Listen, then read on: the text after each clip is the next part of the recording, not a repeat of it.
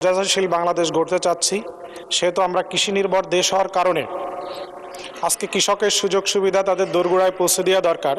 কিন্তু আমি ইতিমধ্যে বিগত 2 মাসে সরকারের যে কৃষি প্রণোদনা দেওয়া হয় সেই প্রদান অনুষ্ঠানে আমি 4টা অনুষ্ঠানে থেকেছি।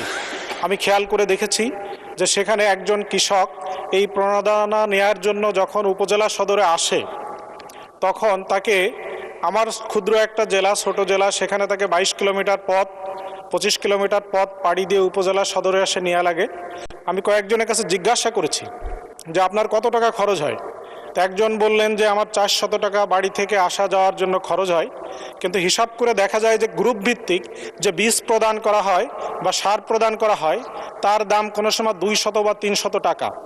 একজন লোক কৃষক ওই গ্রাম থেকে উপজেলা সদরে এসে এই কৃষি প্রণোদনা সংগ্রহ করতে যেয়ে তার যে 400 টাকা খরচ হয় এবং একদিনের শ্রমের মূল্য আরও 700 টাকা তার সারাটা দিন এখানে সংগ্রহ করতে ব্যয় হয়, তাহলে একজন কৃষকের জন্য নিশ্চয়ই এটা কোনো সুবিধার বিষয় নয়।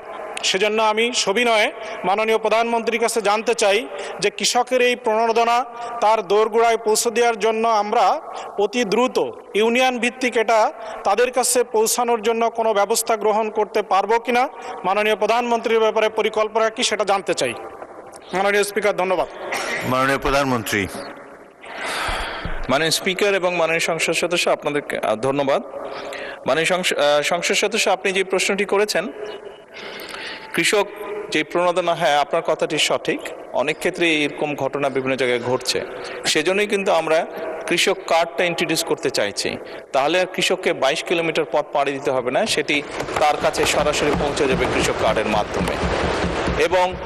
এবং আমরা কৃষক কার্ডটি এমনভাবেই করার চেষ্টা করছি, অর্থাৎ ওই নির্দিষ্ট কৃষকের কী পরিমাণ জমি আছে, সে কী ফসল চাষ করে এবং তার জন্য কতটুকু কীটনাশক ওষুধ দরকার, কতটুকু তার সার দরকার, কতটুকু বীজ দরকার, সেটি ইনফরমেশন আমাদের কাছে থাকবে।